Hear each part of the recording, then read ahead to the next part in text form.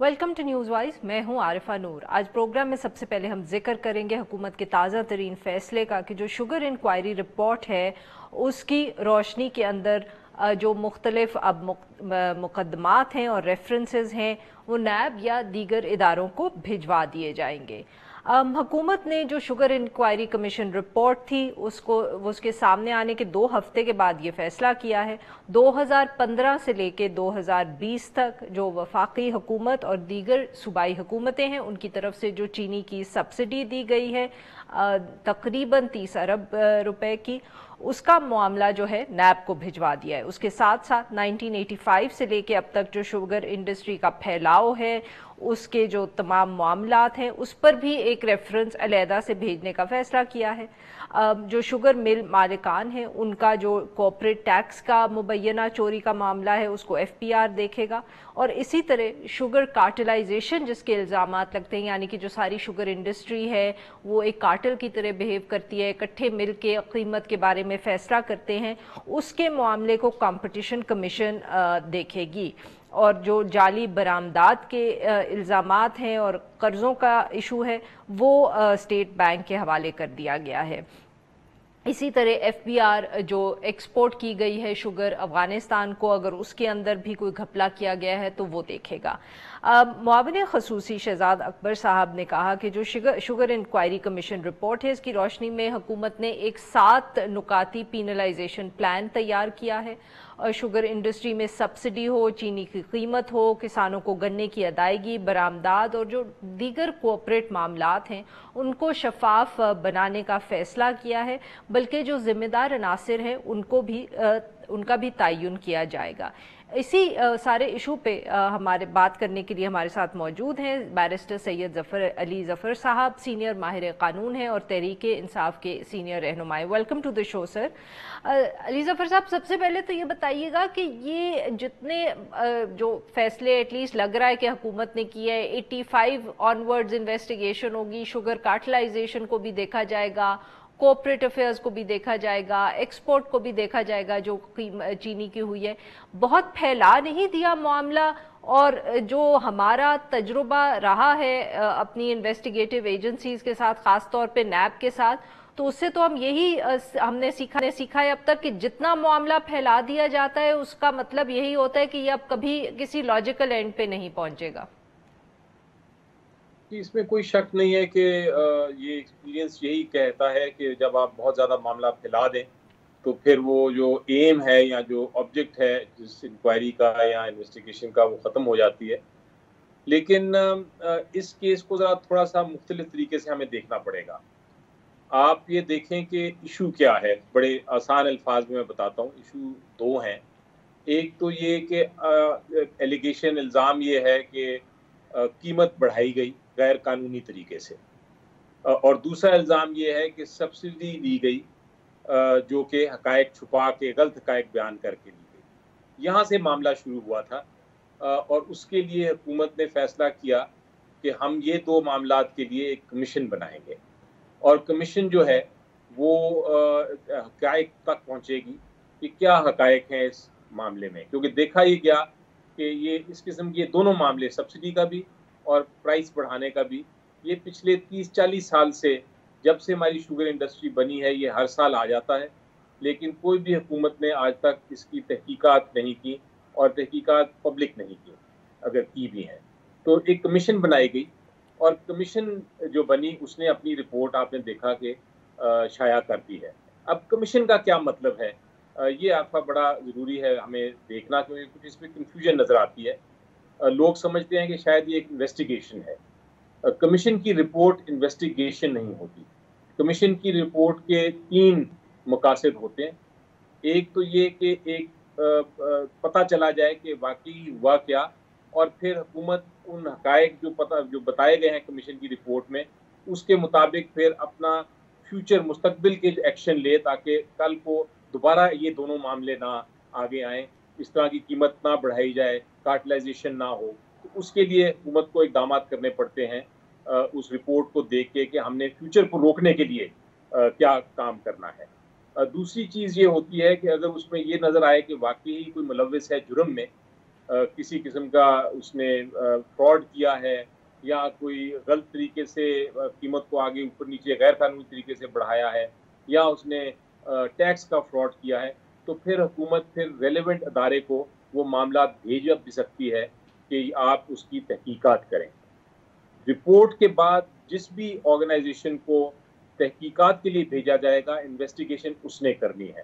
اب مثلاً اگر معاملہ نیب کے پاس جا رہا ہے تو نیب نے اس کمیشن کی رپورٹ کو سائٹ پہ رکھتے ہوئے دوبارہ سے اپنی انویسٹیگیشن کرنی ہے۔ اس میں کچھ لوگوں کو ایڈ کرے گی، کچھ لوگوں کو وہ نکالے گی، ڈپینڈ کرتا ہے کہ انویسٹیگیشن کیسی ہوگی۔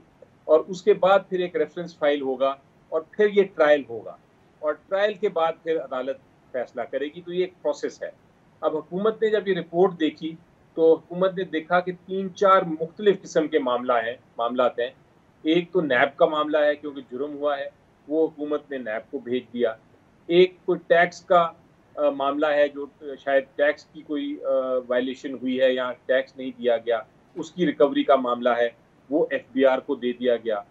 جہاں تک وہ کارٹلائزیشن کا معاملہ ہے، ہمارا قانون کہتا ہے کہ کارٹلائزیشن اگر ہو، یعنی کہ لوگ اگر مل بیٹھ کے کوئی ایسا فیصلہ کریں جو کہ غیر قانونی طریقے سے جو قیمت ہے کسی اشیاء کی وہ بڑھائی جائے گی، تو یہ کارٹلائزیشن ہوتی ہے۔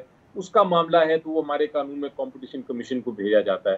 تو حکومت نے میرا خیال ہے یہ سارے مختلف کیٹیگریز کے ایشوز جو تھے وہ اپنے اپنے اداروں کو بھیجے ہیں۔ اب ہو سکتا ہے کہ ایف بی آر کے پاس جب جائے معاملہ تو ایف بی آر اپنی انویسٹیگیشن کے بعد کہے کہ قانون کے تحت ہم مزید آگے جا ہی نہیں سکتے، ہم جتنا پیچھے جانا چاہتی ہے حکومت ہم اتنا پیچھے نہیں جا سکتے کہ ہمارا قانون یہ اجازت نہیں دیتا، تو وہ پھر انویسٹیگیشن کو اکارڈنگلی اتنا روک لیں گے۔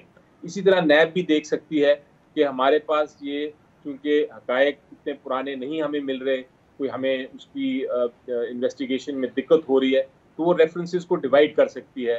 وہ ایک ریفرنس امیڈیٹ معاملات پہ کر سکتی ہے، ایک ریفرنس ماضی کے معاملات پہ کر سکتی ہے۔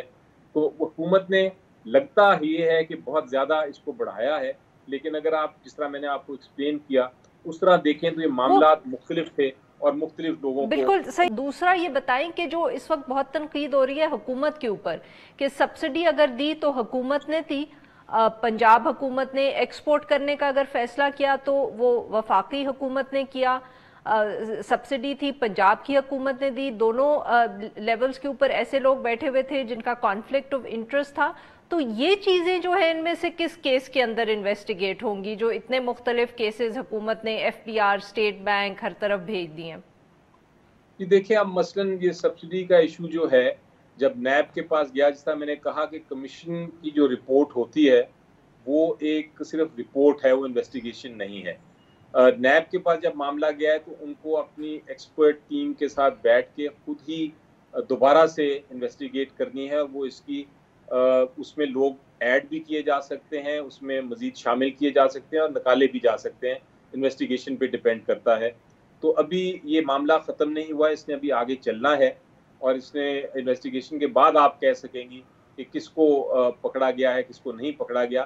لیکن جہاں تک میں آپ کو حکومتی فیصلوں کی بات بتاؤں، جب کابینہ کوئی فیصلہ کرتی ہے، جہاں تک کانفلکٹ آف انٹرسٹ کا تعلق ہے وہ تو آپ کی بالکل بجا بات ہے کہ قانون یہ کہتا ہے کہ اگر کسی کا کانفلکٹ ہو کوئی ڈیسیجن میکنگ میں تو اس کو وہ بات کرنی ہوتی ہے کہ یہ میرا یہ کانفلکٹ ہے، میں اس میں چونکہ پرسنلی انوالوڈ ہوں یا میرا کوئی خاندان کا شخص انوالوڈ ہے، اس لیے میں اس فیصلے میں کسی قسم کا انوالومنٹ نہیں چاہتا، آپ یہ فیصلہ میرے کسی انپٹ کے بغیر کریں۔ تو یہ ایک طریقہ کار ہے کانفلکٹ کو ختم کرنے کا۔ پتہ نہیں اس کیس میں وہ ہوا یا نہیں ہوا، یہ میں نہیں کہہ سکتا، لیکن یہ ضرور انویسٹیگیشن میں اس معاملہ آئے گا۔ لیکن حکومت کا فیصلے کی جب بات ہوتی ہے تو حکومت فیصلہ کرتی ہے، جب ایک کابینہ کے طور پہ کرتی ہے تو ایک سمری اس کے سامنے آتی ہے اور سمری میں بہت سارے حقائق لکھے ہوتے ہیں، فیکٹس لکھے ہوتے ہیں۔ وہ ان فیکٹس کے مطابق جو انویسٹیگیشن ہوئی ہے، جو اس سے پہلے سمری میں جو کچھ کہا گیا ہے اس کے اوپر فیصلہ کرتی ہے کہ کابینہ کے لیے یہ پاسبل نہیں ہے کہ وہ جا کے ہر چیز کا خود ہی انویسٹیگیشن کرے، وہ تو سمری پہ ریلائی کرتی ہے۔ اگر ان حقائق میں جو سمری میں فیکٹس ہیں وہ غلط ہیں، اس میں کوئی کسی قسم کی دھاندلی ہے یا کوئی غلط بیانی ہے یا کوئی غیر قانونی چیز ہے تو پھر وہ ذمہ داری پیچھے جاتی ہے، وہ کابینہ پہ نہیں آتی۔ کابینہ صرف فیصلہ کرتی ہے اور ان فیکٹس کے بیسس پہ جو اس کے سامنے ہوں. یہ بالکل اسی طرح ایسا ہے کہ عدالت فیصلہ کرتی ہے تو عدالت اسی پہ فیصلہ کرتی ہے جو حقائق اس کے سامنے ہوں, جو ایویڈنس اس کے سامنے آئے. بہت بار ہم کہتے ہیں کہ اس شخص کو بری نہیں ہونا چاہیے, لیکن عدالت مجبور ہوتی ہے کیونکہ عدالت نے فیصلہ کرنا ہوتا ہے جو حقائق یا جو شہادت اس کے سامنے ہے. کابینہ اور گورنمنٹ بھی اسی طرح کام کرتی ہے. تو یہ کہہ دینا کہ چونکہ گورنمنٹ نے فیصلہ کیا ہے اس لیے گورنمنٹ ذمہ دار ہے, یہ ایک بڑا لیمن ویو ہے. یہ جو قانونی پوزیشن ہے وہ بالکل اس سے مختلف ہے. بہت بہت شکریہ سر, آپ نے ہم سے بات کی. ناظرین لیں گے ایک چھوٹا سا بریک, اور جب ہم بریک سے واپس آئیں گے تو ہم بات کریں گے کراچی کی, خاص طور پہ لیاری کی, جہاں اگلے دن ایک بلڈنگ جو تھی گر گئی اور اس کے اندر ہلاکتیں بھی ہوئی. اسٹے ود اس.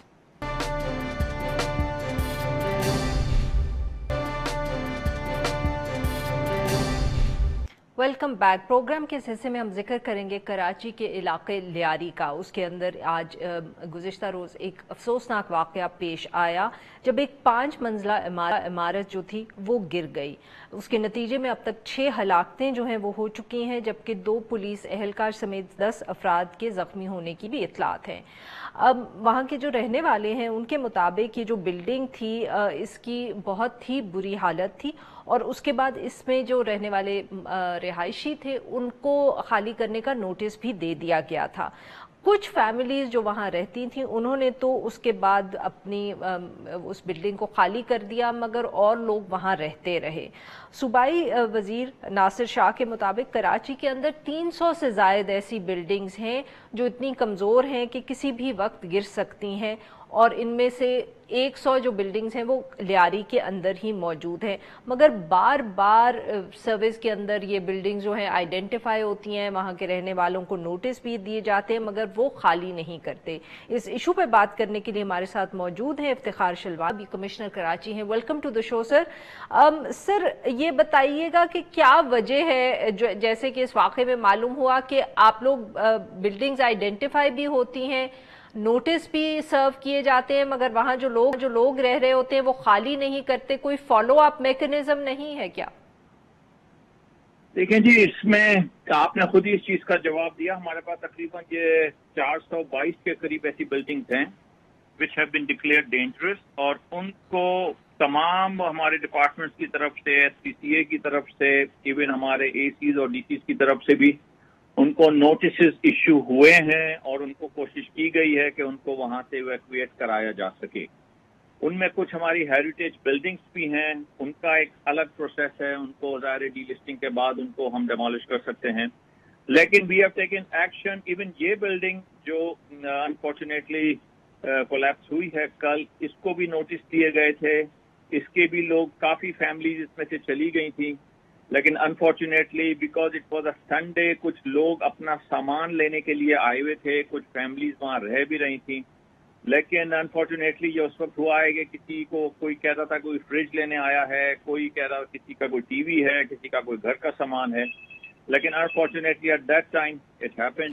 تو سر یہ کب نوٹس سرو ہوا تھا جو آپ کہہ رہے ہیں لوگ ابھی اپنا سامان وہاں سے کلیکٹ کر رہے تھے؟ نوٹس ان کو سرو ہوا تھا 2 مہینے پہلے SPCA کی طرف سے, اور اس کے بعد آئی تھنک ان کو ہم نے ہماری پولیس اور ایڈمنسٹریشن نے کوشش کی تھی کہ ایویکویٹ کرانے کی, لیکن کچھ فیملیز ریزسٹ کر رہی تھی کہ وہ چھوڑنے پر تیار نہیں.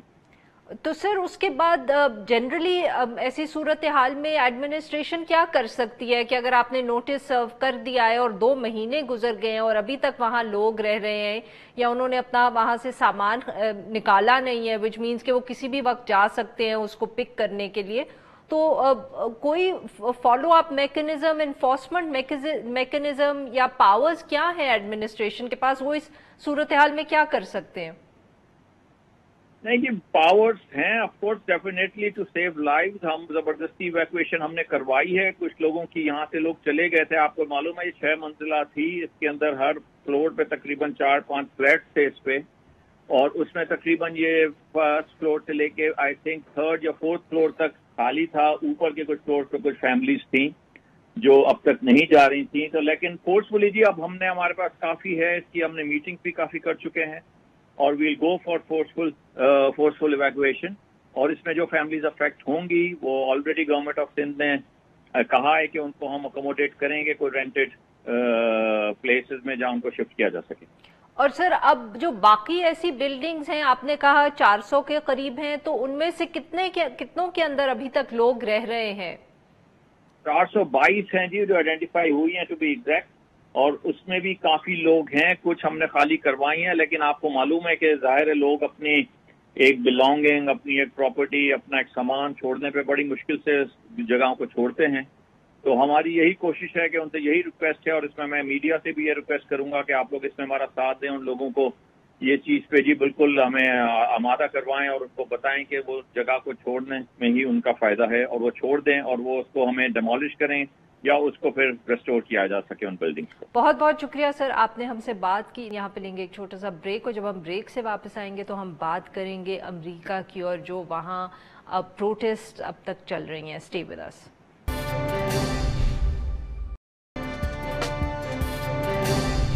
Welcome back. پروگرام کے اندر اب ہم ذکر کریں گے امریکہ کا، جہاں جو ایک سیاہ فام شخص جارج فلوئڈ کی ہلاکت کے بعد مظاہرے جو شروع ہوئے وہ ابھی تک جاری ہیں.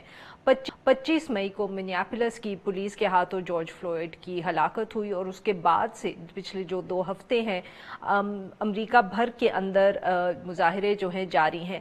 اور اب جو امریکی میڈیا ہے وہ یہ کہہ رہا ہے کہ یہ جو مظاہرے تھے یہ ایک تحریک کی صورت اختیار کرتے چلے جا رہے ہیں نسل پرستی کے خلاف.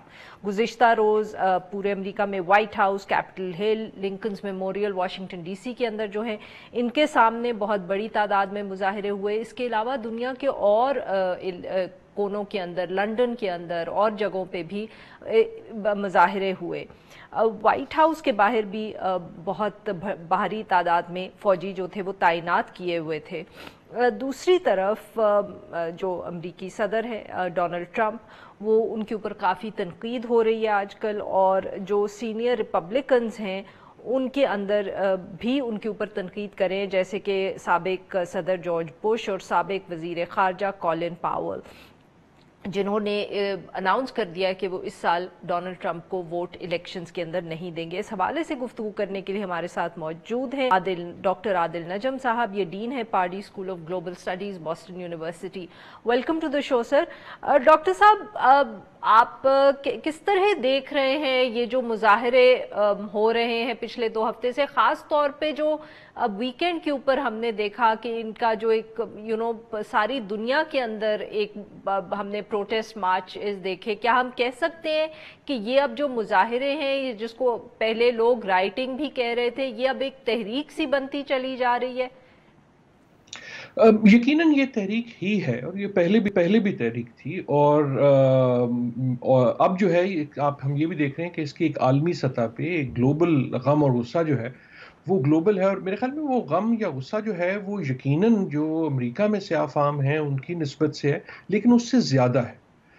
ایک طرف تو اس کے 2 طریقے ہیں دیکھنے کے. ایک طرف تو یہ ہے کہ اس کو آپ ایک امریکن ایشو دیکھیں اور اس کو صرف جو ہے نسلی امتیاز کا ایشو دیکھیں، جو ایک ایسا مسئلہ ہے جو امریکہ کی جو سب سے گہرا وونڈ ہے امریکہ کی سائیکی میں ہسٹوریکلی پچھلے 250 سال سے، وہ نسلی امتیاز کا ہے. جو پہلے جو سلیوری تھی، اس کے بعد ایک سول وار ہوئی جس میں ملک ٹوٹ گیا. اور جب ٹوٹ جاتا ہے تو واپس بینڈ ایڈ سے صرف ٹھیک نہیں ہو جاتا.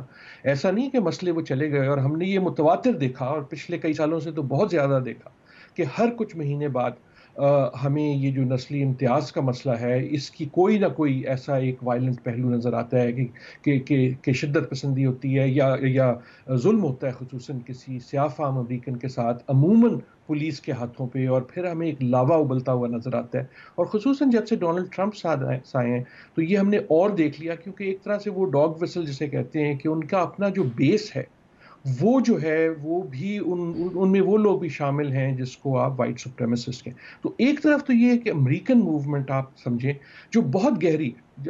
دیکھیں ہر سوسائٹی میں کوئی نہ کوئی ایسا وونڈ ہوتا ہے جو بہت گہرا ہوتا ہے. کہیں وہ مذہب کا ہوتا ہے، کہیں وہ نسل کا ہوتا ہے، کہیں وہ ذات کا ہوتا ہے، کہیں وہ اقتصادی طور کا ہوتا ہے، کہیں وہ سیاست کا ہوتا ہے، آئیڈیالوجی کا ہوتا ہے. امریکہ کا سب سے گہرا جو زخم ہے وہ نسلی امتیاز کا ہی. لیکن میرے خیال میں ایک دوسرا پہلو بھی ہے جس کی آپ نے اور میں نے کئی بار بات کی آپ کے پروگرام میں، وہ یہ کہ ہم اس سے پہلے ہی دیکھ رہے تھے کہ دنیا بھر میں ایک गुस्सा, एक गम, एक एंगर की जो सियासत है, और खुसूसन यंग लोगों पे, अगर आप सोचें कि कोविड से पहले हम क्या तस्वीरें देख रहे थे, हम नौजवान गुस्से में सड़कों में, चाहे वो लबनान हो, चाहे वो भारत हो, चाहे वो अमेरिका हो, चाहे वो बरतानिया हो, यूरोप हो, हमें वो नजर आ रहा था। तो वो गुस्सा जो है वो गायब तो नहीं हो गया पैथोजन की वजह से। और मेरे ख्याल में जो हम देख रहे हैं वो वही गुस्सा जो है, वो एक बार फिर जब इस किस्म का वाकया कहीं भी होता है, क्योंकि जुल्म कहीं भी हो, उसकी जो छींट है, चिंगारी है, वो फिर फैलती है। तो बिल्कुल सही। बहुत बहुत शुक्रिया डॉक्टर साहब, आपने हमसे बात की। नाजरीन, यहाँ पे लेंगे ब्रेक को। जब हम ब्रेक से वापस आएंगे तो हम बात करेंगे बलूचिस्तान की, जहाँ सूबाई हुकूमत ने फैसला कर लिया है पब्लिक ट्रांसपोर्ट खोलने का। Stay with us.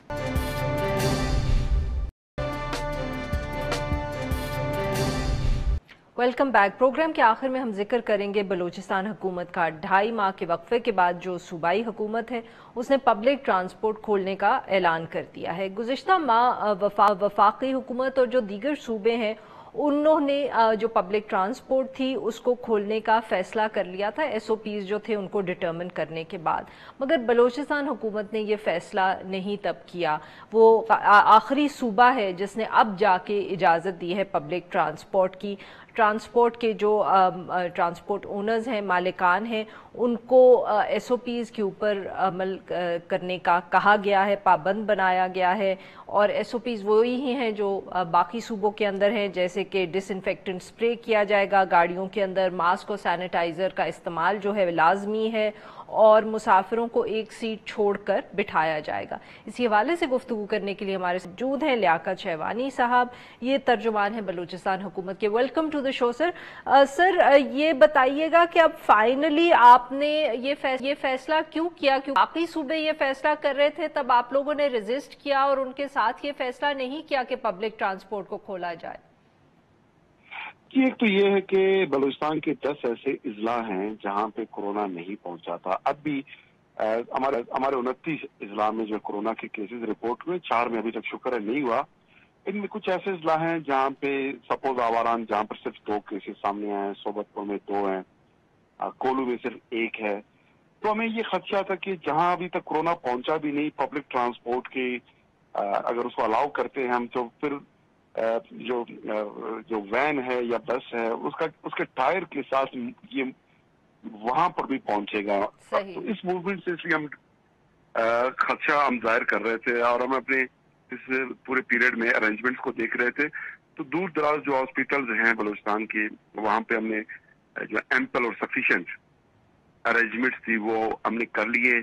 और दूसरा ये है कि जो पब्लिक ट्रांसपोर्ट स्टेशन है वो भी बड़ा प्रेशर डेवलप कर रहे थे। जाहिर है जब मार्केट हमने पूरे रिलैक्स किए, शॉपिंग मॉल रिलैक्स हुए, ऑलमोस्ट सारे जो सेक्टर हैं स्मार्ट लॉकडाउन के नोटिफिकेशन के साथ ही रिलैक्स हो गए थे, तो पीछे रह जाता है पब्लिक ट्रांसपोर्ट की। और दूसरा स्कूल्स वो बंद है। अब प्राइवेट स्कूल्स ओनर्स जो है वो भी प्रेशर डेवलप कर रहे हैं, वो भी आए दिन प्रेस कॉन्फ्रेंस करके यही तड़ियां लगा रहे हैं कि अपने तौर पे वो स्कूल खोलेंगे, गो कि ये नामुमकिन है, गवर्नमेंट की इजाजत के बगैर नहीं हो सकता। तो पब्लिक ट्रांसपोर्ट एसोसिएशन का भी यही कहना था कि जिन SOPs की बुनियाद पे, जिस कमिटमेंट की बुनियाद पे कंडीशनली आपने मार्केट्स रिलैक्स किए हैं, उन्हीं कंडीशन की बुनियाद पे। साहब, ये बताइएगा कि मार्केट्स के अंदर भी यही हमने देखा, मुल्क भर के अंदर देखा कि जब हुकूमतों से बात करने का मौका था तब सब वादे कर लिए सबने कि हम SOPs को फॉलो करेंगे, और कुछ किसी ने फॉलो नहीं किया। तो अब ये आपको कैसे मालूम है कि ट्रांसपोर्ट एसोसिएशन वाले जो है, जिन्होंने जो आपने उनको SOPs दिए हैं वो उन पे फॉलो करेंगे? देखिए, जो ताजिर तंजीमों की जो कमिटमेंट पे अमल दरामद ना होना है या उनकी जो वादा खिलाफी है, उसी तल्ख तजर्बे की बुनियाद पे तो हम पब्लिक ट्रांसपोर्ट एसोसिएशन वालों को हम अलाउ नहीं कर रहे थे। हमें यही यकीन था कि ये भी ऐसा कुछ करेंगे। लेकिन ये है कि अब कुछ दिनों से जो हमारी ताजिर तंजीमें वो कोशिश कर रहे हैं, हमने ऑब्जर्व किया है कि SOPs कुछ बेहतर हो गए। वैसे भी अवाइल में हमारे लोग जो है बलूचिस्तान का, वो कोरोना को या झूठ समझते थे या साजिश बता रहे थे या इसको गैर संजीदा लेते थे, तमस्खर में उड़ा देते थे इस बात को। अब जो केसेस आगे बढ़ना शुरू हुए हैं, लोग मुतासिर हो रहे हैं, अमवात में इजाफा हुआ है। अब पब्लिक के लेवल पे ऑलमोस्ट बड़ी हद तक जो है कोरोना को वो एक वबा और बीमारी समझ के थोड़ा अवेयरनेस आई है, लोग अपने तौर पे भी एहतियात कर रहे हैं। और दूसरा ये है कि हमने वाज़ेह कह दिया है कि अगर पब्लिक ट्रांसपोर्ट एसोसिएशन के जो नुमाइंदगान हैं SOPs पे अमल दरामद नहीं करा सके तो फिर हमारे लिए बड़ा आसान है कि एक ही नोटिफिकेशन के जरिए हमने पब्लिक ट्रांसपोर्ट मूवमेंट को परमिशन ग्रांट कर दी है, तो एक ही नोटिफिकेशन के साथ वापस ये जो पहिया है इसको वापस जाम करके हम घर में तो सर ये आप कितनी देर देखेंगे ये सवाल, क्योंकि यही सब सूबाई हुकूमतों ने ये शुरू में कहा था जब दुकानों में वायलेशंस हो रही थी, पर इतना वक्त लग गया उनको ये फैसला करने में कि अब हम दुकानें सील करेंगे और फाइन करेंगे कि उसके अंदर अच्छा खासा नुकसान हो गया और कोरोना के केसेस बहुत ज़्यादा सामने आ गए। तो आप लोग अब कितनी देर के लिए ये ट्रांसपोर्ट वालों को ऑब्जर्व करेंगे और फिर ये फैसला करेंगे? क्या आप भी लोग मतलब कि 2-3 हफ्ते इनको देखते रहेंगे, इनको वार्निंग्स देते रहेंगे? नहीं, 2-3 हफ्ते हम नहीं देखेंगे।